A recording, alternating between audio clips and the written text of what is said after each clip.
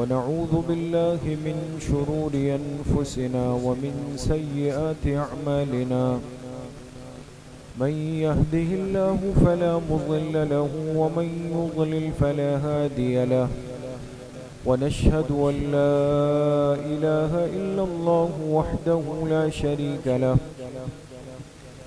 ونشهد أن سيدنا وسندنا ونبينا ومولانا محمدا عبده ورسوله صلى الله تعالى عليه وعلى آله وأصحابه أجمعين أما بعد فأعوذ بالله من الشيطان الرجيم بسم الله الرحمن الرحيم ربنا وابعث فيهم رسولا منهم يتلو عليهم آياتك ويعلمهم الكتاب والحكمة ويزكيهم إنك أنت العزيز الحكيم وقال رسول الله صلى الله عليه وسلم إن الله لم يبعثني معنتا ولا متعنتا بل بعثني معلما وميسرا صدق الله وصدق رسوله النبي الكريم ونحن على ذلك لمن الشاهدين والشاكرين والحمد لله رب العالمين. درود شریف پڑھ لیں. اللهم صل على محمد وعلى آل محمد كما صليت على إبراهيم وعلى آل إبراهيم إنك حميد مجيد. اللهم بارك على محمد وعلى آل محمد كما باركت على إبراهيم وعلى آل إبراهيم إنك حميد مجيد. میرے محترم دوستو، بھائیوں اور بزرگوں، اسلامی سال کا تیسرا مہینہ ماہ ربیع الاول شروع ہو چکا ہے،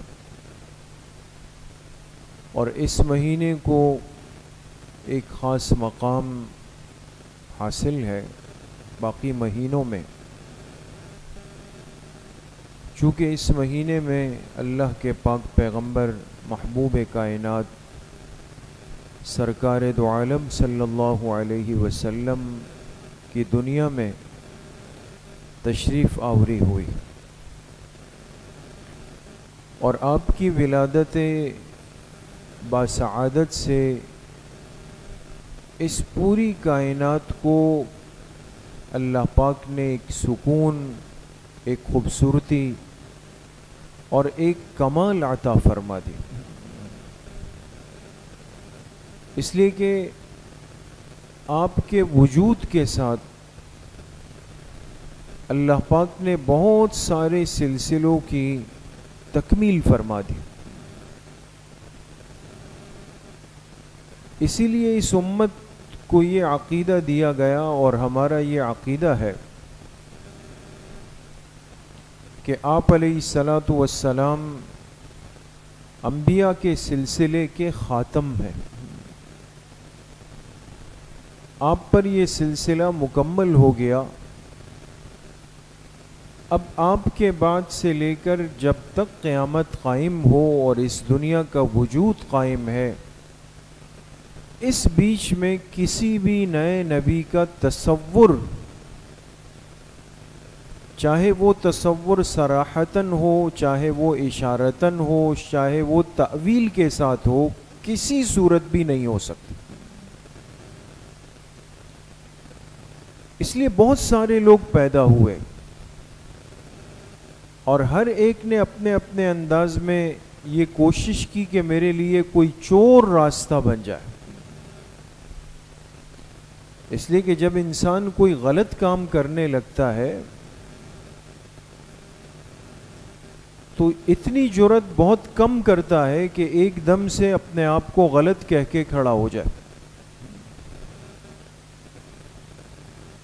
بلکہ وہ شروع میں ایک شکل اختیار کرتا ہے، پھر دوسری شکل، پھر تیسری شکل، پھر ایک وقت آتا ہے کہ اپنی اصلی شکل اور تصویر کے ساتھ سامنے آ جاتا ہے. اس لیے آپ علیہ الصلاۃ والسلام نے بھی اپنی امت کو سمجھانے کے لیے اور بیدار رکھنے کے لیے فرمایا کہ میرے بعد 30 جھوٹے دجال لوگ پیدا ہوں گے. 30 جھوٹے لوگ ہوں گے اور جو دجال ہوں گے کلہم یزعم انہ نبی، ان میں سے ہر ایک یہ دعویٰ کرنے کی کوشش کرے گا کہ وہ بھی نبی ہے، لیکن الا وانا خاتم النبیین لا نبی بعدی، الا آگاہ ہو جاؤ، متنبہ ہو جاؤ، بیدار ہو جاؤ کہ میں خاتم الانبیاء ہوں، مجھ پر سلسلہ نبوت کی تکمیل اور اختتام ہو گیا اور میرے بعد کوئی نبی بن کر نہیں آ سکتا. اس لیے میرے محترم دوستو بزرگوں، ختم نبوت کا عقیدہ اس امت کی بقا کی ضمانت ہے. یہ بات یاد رکھیں، اس امت کا وجود عزت کے ساتھ اور دین کی صحیح تصویر اور شکل کے ساتھ اسی صورت ممکن ہے کہ جب اس امت کے پاس ختم نبوت کا عقیدہ محفوظ ہو اور زندہ ہو. اس لیے آج اگر کوئی شخص کھڑا ہو جائے اور وہ یہ کہے کہ جی ہماری مسجد میں 6 نمازیں ہوتی ہیں، آپ اس کی بات قبول کریں گے دوستو؟ نہیں کریں.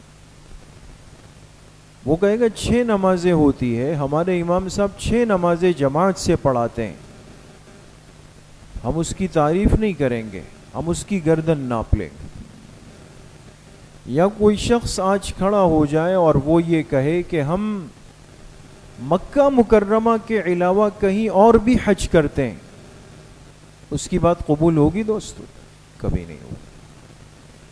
یا کوئی شخص آج کھڑا ہو جائے اور وہ کہے کہ بھئی 30 پارے قرآن پاک کے علاوہ بھی ہمارے پاس کچھ حصہ ہے جو آپ کو نہیں پتا، ہمارے پاس ہے، بات قبول ہوگی دوستو؟ کبھی بھی نہیں ہوگی. تو آپ کلمہ طیبہ سے لے لیں دوستو، اور کسی بھی نیک عمل تک، ہم ان ساری چیزوں پر اتنے مضبوطی کے ساتھ ڈٹ کر اسی لیے کھڑے ہوئے ہیں اور کسی کو کوئی راستہ نہیں دے سکتے کہ ہمارے پاس ختم نبوت کا عقیدہ ہے. اور جب آپ خاتم الانبیاء ہے تو آپ کے بعد اب دین کے کسی بھی عمل کے اندر کوئی کمی، کوئی بیشی، یہ قابل قبول ایک مسلمان کے لیے نہیں ہو سکتی دوست. تو اس امت کی بقا ختم نبوت کے عقیدے سے جڑ گئی ہے دوستو. یہی وجہ ہے کہ آج آپ دیکھیں کہ اتفاق ہے، اللہ پاک کی شان ہے اس سال کے آج 6 ستمبر ہے، جو اس ملک کا ایک بڑا تاریخی دن ہے. کل 7 ستمبر ہے، وہ بھی اس قوم اور پوری امت کے لیے ایک بہت بڑا تاریخی دن ہے. اور ہمیں ایک مسلمان ہونے کی حیثیت سے آج ان ساری باتوں سے واقفیت رکھنا بہت ضروری. یہ ملک آزاد ہوا، ابھی کچھ دنوں قبل ہم 14 اگست منا رہے تھے، یوم آزادی پاکستان، کہ جی ملک کو بنے ہوئے 77 سال پورے ہو گئے. لیکن آپ سب کو یہ بات یاد ہوگی، اور شاید 5 بزرگ احباب یہاں ایسے بھی ہوں گے کہ جنہوں نے 6 ستمبر 1965 کو دیکھا ہوگا کہ جب پاکستان کو بنے ہوئے ابھی 18 سال ہوئے تھے اور کسی صورت بھی دنیا کے نقشے پر یہ ملک کافر کے لیے، باطل کے لیے، بدباطن کے لیے، دین دشمن کے لیے، اس نقشے پر پاکستان کا ملک قابل قبول نہیں. ان سے برداشت نہیں تھا کہ یہ ملک ترقی کی طرف جائے، مضبوط ہو، یہ جس مقصد کے لیے بنا اس مقصد کی طرف اپنا سفر شروع کر دے. تو 6 ستمبر 1965 کو ہمارے پڑوسی ملک نے ہمارے ملک پر غیر اعلانیہ حملہ کیا. اور حملہ بھی ایسا نہیں کیا کہ کوئی سہمے ہوئے انداز میں یا ڈرے ہوئے، بڑے بلند و بانگ دعووں کے ساتھ کیا. اور انہوں نے کہا کہ ہم کل صبح کا ناشتہ لاہور میں کریں گے، اور کہا کہ شام کو لاہور کے جیم خانہ کلب میں ہم شراب پارٹی کریں گے. نعوذ باللہ. یہ تو تاریخ کا حصہ بن چکے ہیں یہ الفاظ، یہ جملے جو ہم سب کو پتہ ہے. اور اپنے ان بچوں کو، نوجوانوں کو یہ تاریخی باتیں بتانی چاہیے تاکہ ہمارا اس قوم اور ملک سے ایک رشتہ مضبوط رہے. تو دشمن بڑی مزور طاقت کے ساتھ اپنے اسلحے کے بلبوتے پر افراد کی اکثریت کے ساتھ ملک پر اچانک حملہ آور ہوا. چلے بھئی پہلے سے کوئی پیشگی اطلاع نہیں، کوئی امکان نہیں، یہ غافل سوئے ہوئے، ہم ان پہ حملہ آور ہوں گے، اگلے دن لاہور میں ہوں گے، ناشتے کریں گے، شراب پارٹیاں کریں گے. لیکن میرے محترم دوستو بزرگوں، جو بات میں عرض کرنے لگا ہوں، اس ختم نبوت کے عقیدے نے اس قوم اور اس امت کے ہر طبقے کو ایک غیرت اور ایمان کا جذبہ دے دیا ہے.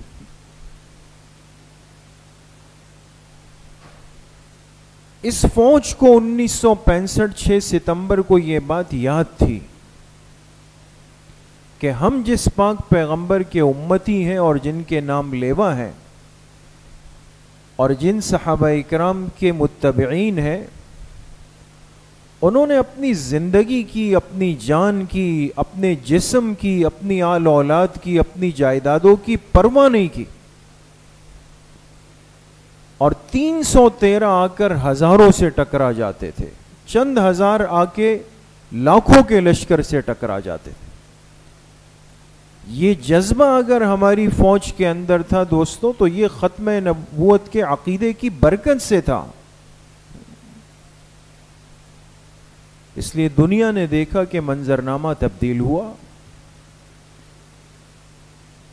وہ بدمست ہاتھی کی طرح حملہ آور ہونے والا دشمن جب اگلے دن کا سورج طلوع ہوا اور جب شام ہوئی، جنہوں نے دعوے کیے کہ ہم آ کے یہاں شراب پارٹیاں کریں گے، وہ اقوام متحدہ میں ہاتھ جوڑ کے بھیک مانگ رہا تھا کہ پاکستان کی فوج سے اب ہمیں بچایا جائے.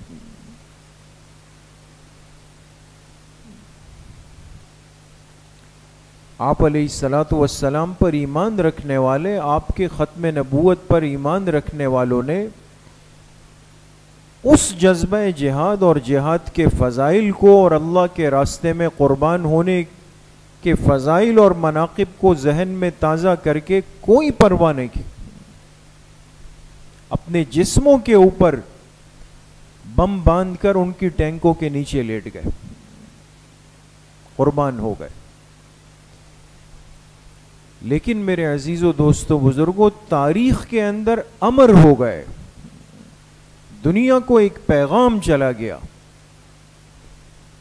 کہ واقعی یہ امت آج بھی وہی امت ہے، آج بھی ان کے اندر بدر و احد کا جذبہ زندہ ہے، ان سے چھیڑ چھاڑ کرنا مناسب نہیں ہے. تو یوم دفاع پاکستان ایک تاریخ بن گئی کہ 6 ستمبر 1965 اگر کسی نے غلطی کی اور اس ملک کو کمزور سمجھ کے اس پہ حملہ آور ہوا تو جذبہ جہاد سے سرشار عقیدہ ختم نبوت کے پیروکاروں نے ان کو تہس نہس کر دی. آج اگر یہ عقیدہ ہماری جڑوں میں نہ رہے نا دوستو ختم نبوت کا،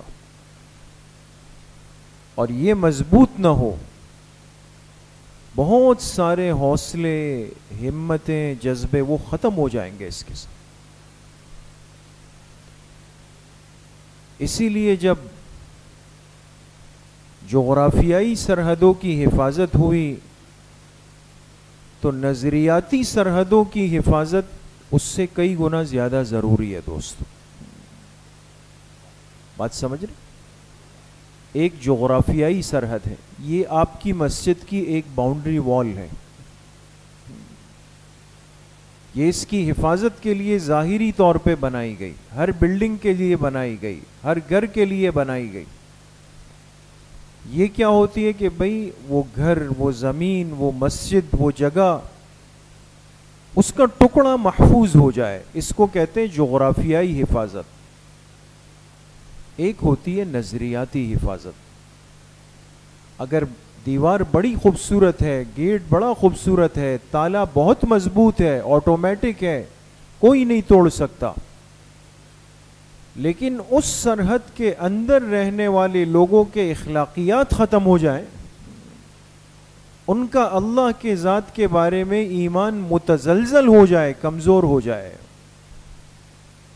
ان پر یہ محنت کی جائے, برین واشنگ کی جائے کہ نعوذ باللہ آپ علیہ الصلاۃ والسلام کے بعد بھی ممکن ہے کہ کوئی نیا نبی بن کے آ جائے.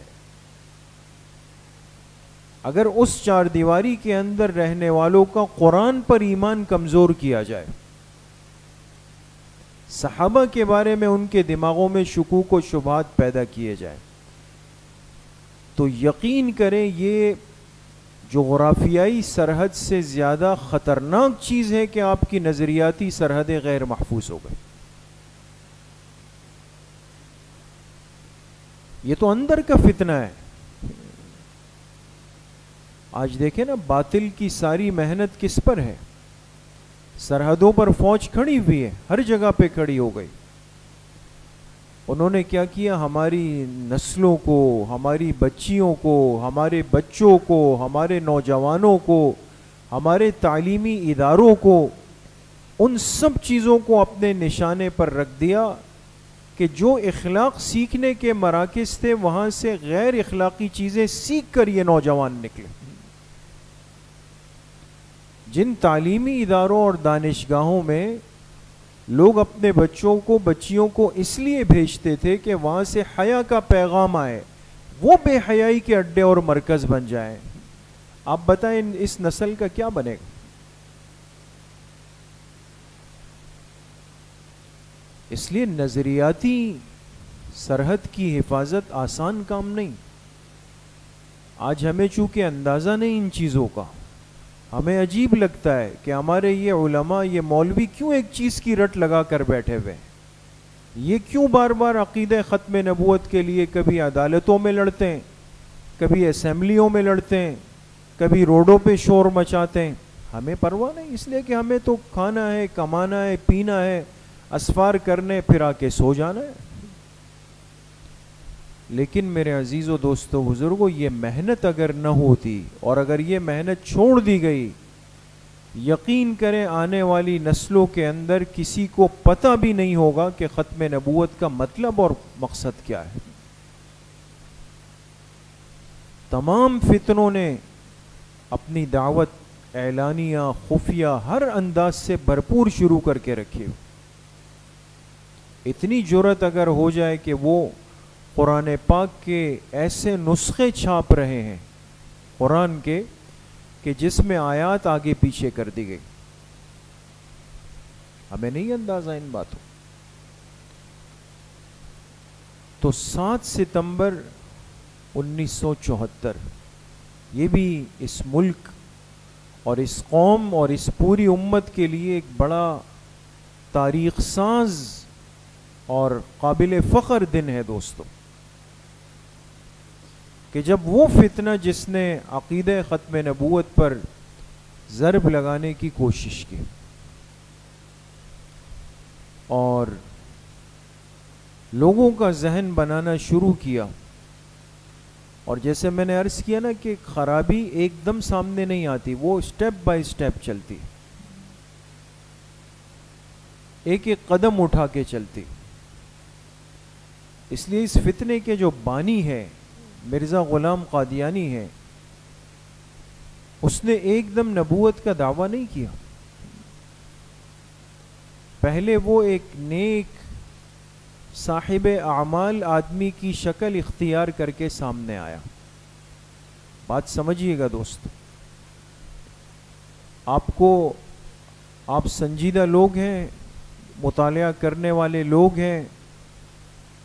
بہت ساری جگہوں پر یہ ایک اعتراض ہوتا ہے کہ شاعر مشرق علامہ اقبال نے, جو اس امت اور قوم کے لیے غیرت کا ایک استعارہ ہے, نشانی ہے,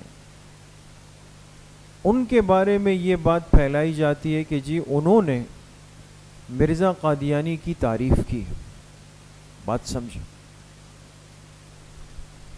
تو یاد رکھے, میں نے عرض کیا کہ جب یہ شخص اٹھا تو ایک نیک سادہ شریف اعمال والے آدمی کی حیثیت سے اٹھا.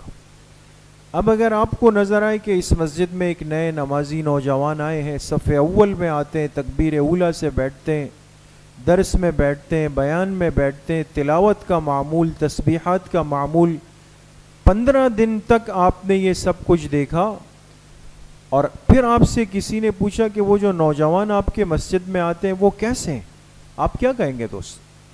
آپ کہیں گے یار ہمیں تو یقین نہیں آتا کہ اس دور میں ایسے بھی نوجوان ہوتے ہیں, اتنے صاحب اعمال, اتنے صاحب کردار, اتنے صف اول کے پابند. ایسا کہیں گے نہیں کہیں گے دوست؟ انسان تو ظاہر کو دیکھ کے چل رہا ہے, باطن کا معاملہ تو اللہ پاک کے پاس ہے. اس بدنصیب کی وہ جو زندگی کا حصہ ہے وہ ایک سادہ کردار کے ساتھ گزرا ہے, شریف کردار کے ساتھ, درد دل کے عنوان سے گزرا ہے کہ میرے اندر امت کا بڑا غم ہے, فکر ہے کہ ہندوستان کے مسلمانوں کا کیا بنے گا.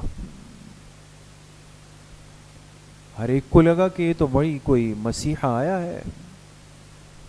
اس دور میں بہت سارے لوگوں نے, یہاں تک میں عرض کروں کہ بعض علماء کے اقوال بھی ملتے ہیں کہ جنہوں نے اس شخص کے اس کردار اور کیریکٹر کو دیکھ کر اس کے حق میں کچھ باتیں کی. اس فتنے نے وہ اقوال, وہ باتیں لے کر اپنے پاس محفوظ کر لیں, آج اس کو بطور حوالہ پیش کرتے ہیں. لیکن کچھ عرصے کے بعد جب اس نے دیکھا کہ ماحول بنا, اب لوگ میری طرف متوجہ ہیں, تو اس نے ایک قدم آگے بڑھا کر دعویٰ کیا مہدیت کا. کس چیز کا؟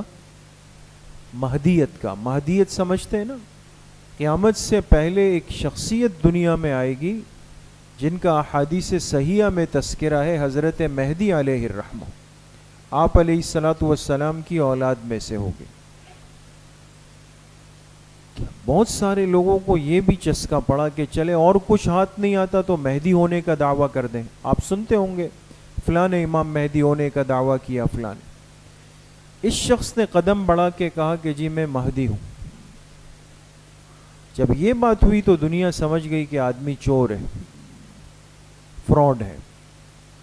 لیکن جو طبقہ جڑ چکا تھا, جو جاہل قسم کا طبقہ, وہ جڑا رہا اس کے ساتھ. کچھ عرصے بعد اس نے ایک قدم اور آگے بڑھایا اور کہا کہ میں مسیح ہوں, مسیح موعود. کیا مطلب؟ حدیث پاک میں ہے کہ قیامت سے پہلے حضرت عیسیٰ علیہ السلام کہاں سے تشریف لائیں گے؟ آسمانوں سے آئیں گے. اور حضرت عیسیٰ علیہ الصلاۃ والسلام انبیاء کے سلسلے میں وہ پیغمبر ہے کہ جنہیں زندہ آسمانوں پہ اٹھایا گیا, ورنہ یہود ان کو قتل کرنا چاہتے. وہ زندہ ہیں آسمانوں پہ, قیامت سے پہلے تشریف لائیں گے, امت کی قیادت فرمائیں گے, دجال قتل ہوگا, یہ سارا سلسلہ. تو اس نے جب ذائقہ لگ گیا تو مسیح مہدیت کے بعد کہا کہ میں مسیح ہوں. اس دعوے کے بعد جب حلقہ اور بڑھ گیا تو اب آخری سٹیپ اس کے پاس تھا, اس نے نعوذ باللہ دعویٰ کیا کہ میں اللہ پاک کا نبی ہوں. آپ سمجھ گئے دوست؟ اس تاریخی تسلسل کو ذہن میں رکھیں. یہ ساری باتیں ہوئی, اس لیے فتنے کو پہچاننا, پھر اس فتنے کا تعاقب کرنا, پھر لوگوں کو ذہنی طور پہ اس فتنے سے بچانا, پھر اس کو ختم کرنے کے لیے ایک میدان کی, ایک قانون کی, ایک آئین کی جنگ لڑنا, یہ آسان کام تھوڑی ہے دوستو. یہ تو ان سے پوچھے جنہوں نے اپنی زندگیاں اس میں لگائی. دنیا کے کوئی منصب ان کے پاس نہیں تھے جنہوں نے اس عقیدے اور اس تحریک میں محنت کی ہے دوست. انہوں نے اپنے گھر بار کو، بیوی بچوں کو، سب چیزیں بھلا دی تھی اس امت اور اس کی نسلوں کی حفاظت کے لیے کہ یہ عقیدہ ختم نبوت یہ محفوظ ہو جائے. اس لیے جب اس فتنے کو ختم کرنے کے لیے باقاعدہ ایک قانونی محنت ہوئی، میں پہلے بھی عرض کر چکا ہوں، یہ اس ملک کی تاریخ کا حصہ ہے اور ہمیں اس کو یاد رکھنا چاہیے.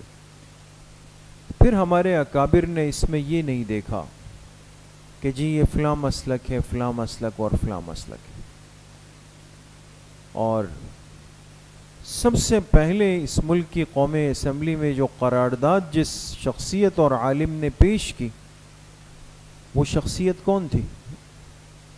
حضرت مولانا شاہ احمد نورانی صاحب رحمۃ اللہ علیہ، جو اس کراچی کے ایک بزرگ عالم گزرے. یہ ان کے نامہ اعمال میں سر فہرست کارنامہ ہے کہ حضرت نے یہ قرارداد پیش کی. اور پھر جو مباحثے کے لیے، مناظرے کے لیے اور مرزا ناصر سے بات چیت کرنے کے لیے جس شخصیت کو طے کیا گیا، وہ حضرت مولانا مفتی محمود صاحب رحمۃ اللہ علیہ تھے. اسی طریقے سے ہمارے کراچی کے ہی پروفیسر غفور احمد صاحب جو بزرگ شخصیت تھے. یہ سارے نام آج اس لیے عرض کر رہا ہوں کہ آج کے اس نوجوان نسل کو اندازہ تو ہو کہ اس فتنے کے تعاقب اور اس کو ختم کرنے کے لیے یہ نہیں دیکھا گیا پھر کہ ہمارے جو مسلکی، مشربی، فقہی اختلاف ہے اس کو ہم لا کے بیچ کے اندر کھڑا کر دیں. یہ کوششیں بہت ہوئی، لیکن سلام ہے ان اکابر کو کہ انہوں نے ان چیزوں کو پس پش ڈالا، ساری چیزوں کو پیچھے کیا اور ایک زبان ہو کر، ایک طاقت ہو کر، ایک قلم ہو کر. اور آپ حیران ہوں گے کہ جس شخصیت کو یہ حکم دیا گیا کہ آپ تحریری طور پر مواد جمع کریں، آپ کے ذمے ہوگا، وہ شخصیت کون تھی پتہ ہے؟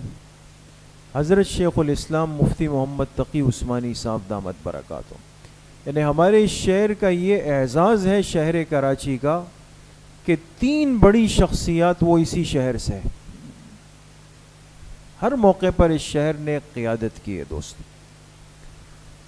تو بہرحال آج جہاں اس قوم کے ذہن میں یہ بات ہونی چاہیے کہ 6 ستمبر یوم دفاع پاکستان ہے، اسی طریقے سے 7 ستمبر یوم دفاع عقیدہ ختم نبوت ہے.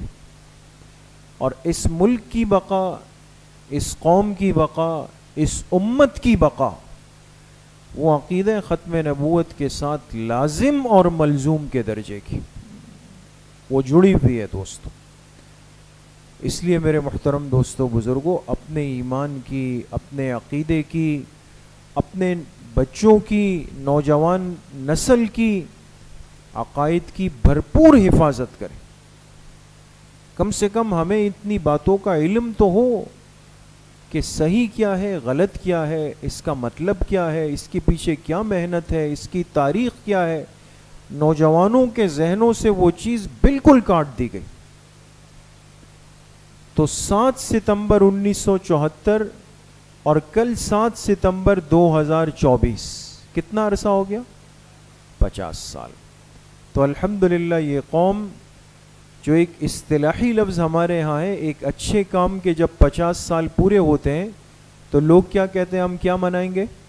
گولڈن جوبلی منائیں گے. تو بھائی دنیا کے کاموں پہ تو گولڈن جوبلی مناتے آتے ہیں ہم، لیکن آج اس قوم کے پاس یہ پہلا موقع ہے کہ عقیدہ ختم نبوت جیسے خوبصورت عقیدے کی 50 سالہ گولڈن جوبلی اس سال منائی جائے گی. یہ خوشی کا موقع ہے. اور انسان جب خوش ہوتا ہے نا، اللہ پاک کا جب اس پہ کوئی فضل ہوتا ہے تو یہ اللہ پاک کا شکر ادا کرتا ہے، لوگوں کے لیے آسانیاں پیدا کرتا ہے. اپنے وجود سے جو کار خیر کل اس نیت سے جو انسان کر سکتا ہے وہ ضرور کریں دوست، بغیر کسی کو بتائے ہوئے کریں، اور دل میں یہ نیت رکھیں کہ آج وہ دن ہے اور اس دن کے 50 سال ہماری زندگی میں پورے ہو گئے کہ اللہ آپ کے پاک اور پیارے پیغمبر کی ختم نبوت کے عقیدے کی تحفظ کے لیے بنا ہوا آئین اس ملک میں سب سے پہلے بنا اور آج تک محفوظ ہے، مجھے اس پر دل سے خوشی ہے اور میں اس خوشی کا اظہار اس نیکی کے طریقے سے کر رہا ہوں۔ کریں گے انشاءاللہ۔ اللہ کریم مجھے بھی آپ سب کو صحیح عمل کی توفیق نصیب فرمائے۔ الحمدللہ رب العالمین والصلاة والسلام علی سیدنا